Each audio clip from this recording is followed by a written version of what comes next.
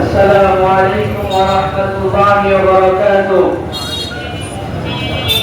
সম্মানিত সাথী ও বন্ধুগণ, আজ আমরা কি কারণে একত্রিত হয়েছি? বাংলাদেশ শুধু নয়, বরং উপমহাদেশের এবং পক্ষান্তরে একটা পর্যায়ে সারা পৃথিবীর মুসলমানদের কাছে স্পষ্ট